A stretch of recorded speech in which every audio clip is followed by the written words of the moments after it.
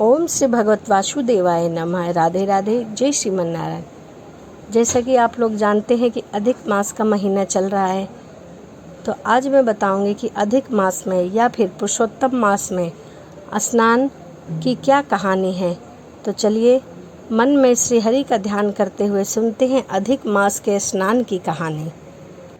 एक घर में सास और बहू दोनों रहा करती थी। अधिक मास आया तो सास ने बहू से कहा, बहू अब कल से अधिक मास लग रहा है, मैं रोज़ सुबह अधिक मास नहाऊंगी। तो बहू ने कहा कि ठीक है माँ जी। तब बहू ने कहा कि माँ मुझे ये बताइए कि ये अधिक मास क्या होता है, मुझे भी बताइए क्योंकि इसके बारे में मुझे कोई जानकारी नहीं है। तब सास बोली कि जिस महीने में संक्रांति नहीं होती वो अधिक मास होता है और उसको पुरुषोत्तम मास भी कहते हैं। वह भगवान श्री कृष्ण को अति प्रिय मास कहा गया है, इसीलिए इस मास में दान पुण्य अवश्य करना चाहिए और कुएं, तालाब, बावड़ी में हमें स्नान जरूर करना चाहिए। अतः पुरुषोत्तम मास में सुबह सूर्य उदय से पहले उठकर नारायण, तारायण और परायण करना चाहिए।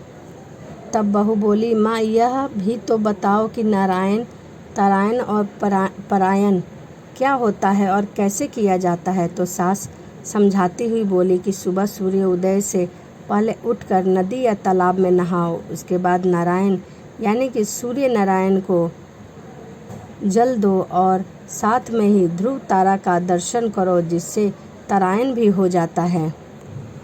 अब परायण का मतलब कि भगवान की पूजा करके रामायण का या भगवत कथा का गुणगान करना परायण कहलाता है। पूरे महीने रामायण का हमें पाठ करना चाहिए। तभी बहू ने कहा कि माँ अधिक मास स्नान से इतना पुण्य मिलता है तो मैं भी करूँगी। तब सास बोली, नहीं नहीं, तू अभी कैसे करेगी, घर में सुबह सुबह काम कौन करेगा। तो बहू बेचारी डर गई और उसने मन में ठान लिया कि मैं सुबह कार्य करने के पश्चात ही पूजा पाठ करूंगी। दूसरे दिन सासू जी तो 4 बजे उठी और तालाब में नहाने चली गई। इधर बहू भी पीछे से उठ गई और देखा कि मटके के नीचे का कुंडा पानी से भरा हुआ था, तो बहू उसी कुंडे के पानी से नहा ली।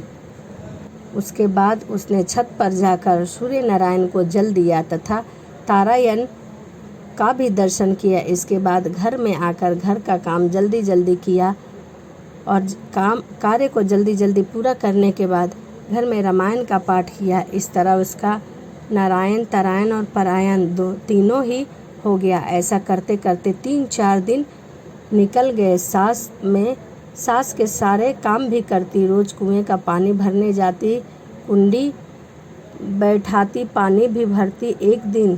एक दिन वह कुएं का पानी लेने गई तो उससे घड़ा नहीं उठ रहा था और अरे रोज तो उठा कर ले आती थी, आज क्यों नहीं उठा पा रही हो। यह कहते हुए बहू सोच में पड़ गई कि रोज तो उठा लेती थी परंतु आज क्यों नहीं उठा पा रही हूँ। उसने इधर उधर देखा तो एक नौजवान लड़का दिखाई दिया, तो उसने उसे बुलाया और कहा, भाई मुझे यह मटका उठवा दो, मेरे से उठ नहीं रहा है। तब उस नौजवान ने उसकी मदद की और साथ में कहता चला गया कि सासू नहाए ठंडे और बहू नहावे कुंडे। ऐसा बहू कहती हुई चली गई। 1 दिन, 2 दिन, 3 दिन ऐसा होते होते अब तो रोज ही का नियम बन गया। बहू ने मटके का पानी उठाया और वहीं लड़के की मदद की, वहीं बोलती बोलती चली आती थी, सासू नहावे ठंडे से, बहू नहावे कुंडे से। यह उसका प्रतिदिन का नियम हो गया था। एक दिन बहू ने उससे पूछा कि भाई तो ऐसा क्यों बोलता है। तो वह बोला कि तुम रोज़ नहाती हो ना कुंडे के पानी से। बहू ने पूछा कि अच्छा बताओ तुम कौन हो और तुम्हारा क्या नाम है। लड़के ने कहा, तुम मेरा नाम जानकर क्या करोगी, मैंने तुम्हारा काम कर दिया है ना, बस यही बहुत है। इस तरह दिन बीतते गए। बहू उससे नाम पूछती परंतु वह नहीं बताता। एक दिन उसने बता दिया कि मेरा नाम दामोदर है। बहू जब उस दामोदर नाम से पुकारने लगी, उधर अधिक मास पूरा होने में आया था। सासू माँ ने बहू को कहा कि कल मैं अधिक मास का जोड़ा जिमाऊंगी, तो कल तू 5 पकवान बना देना, क्योंकि जोड़ा जिमाने में 5 पकवानों की आवश्यकता होती है। अब यह सुनकर बहू तो चिंता में पड़ गई कि अधिक मास तो मैंने कर लिया है, परंतु मैं जोड़ा कहाँ से और कैसे जिवाऊंगी, यह सोचती रही। वह सोचते सुबह हो गई। वैसे ही नारायण तरायण किया और पानी लेने गई। कुएं पर देखा तो दामोदर वहीं था। उसने दामोदर को अपनी सारी समस्या बताई। तब दामोदर ने कहा कि बहन, चिंता क्यों कर रही हो, मैं हूँ ना, मैं आ जाऊँगा जोड़ा जिमने। तो बहू बोली, मैं कैसे तुम्हें बुलाऊंगी। तो दामोदर ने कहा, तुम्हें और कुछ नहीं करना, बस 2 थाली परोस कर तुलसी वृंदावन में रख देना और बता देना। बहू कुछ समझ नहीं पाई। वह बोली, अरे ऐसे कैसे आ जाओगे। दामोदर बोला, तुम इसकी चिंता मत करो, बस जैसा मैंने कहा है तुम वैसा करो। तब बहू ने कहा कि ठीक है। इतना कहकर जैसा दामोदर ने कहा था उसने वैसा ही किया। अब बहू घर गई और जल्दी जल्दी फटाफट 5 पकवान बना लिया। फिर सासू जी ने कहा कि अब जोड़े जिमाने के लिए बुला लो, भोजन तैयार है। सास ने भी जोड़े जिमाने के लिए आगे चौकी बिछाई और थाली परोस दी। बहू भी पीछे के दरवाजे से तुलसी वृंदावन में 2 थाली लेकर गई और गरुड़ घंटी बजा दी। दामोदर अपनी सुंदर पत्नी के साथ आ गया और बहू का जोड़ा जिम लिया। और जोड़ा जिमने के बाद भोजन से वह तृप्त हो गया। वो दोनों रसोई में बैठे और भोजन करने लगे। बहू भाग भाग कर आगे चौके में सासू जी के जोड़े को भी परोसने लगी और रसोई में बैठे दामोदर और उसकी पत्नी के भी भोजन को परोसने लगी। वह दोनों तरफ दौड़ती हुई भोजन को परोसने लगी। थोड़ी देर बाद सासू का जोड़ा जिम गया। बहू ने देखा कि सासू माँ ने तो जोड़ा जिमा कर पैसे और कपड़े भी दिए हैं। अब रसोई के अंदर आकर सोचने लगी कि मैं दामोदर और उसकी पत्नी को क्या दूं, अगर नहीं देती हूँ तो वह क्या समझेंगे।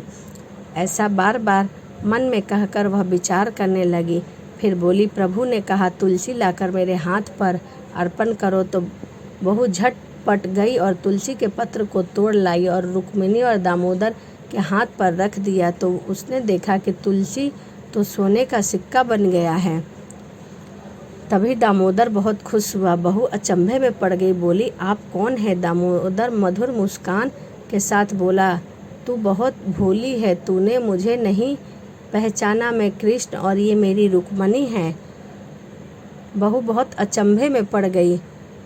बहू देखते ही रह गई और झट से उसने रुक्मिणी और श्री कृष्ण का चरण पकड़ लिया और कहने लगी कि हे प्रभु, मुझे माफ़ कर दीजिए, मैं आपको नहीं पहचान सकी।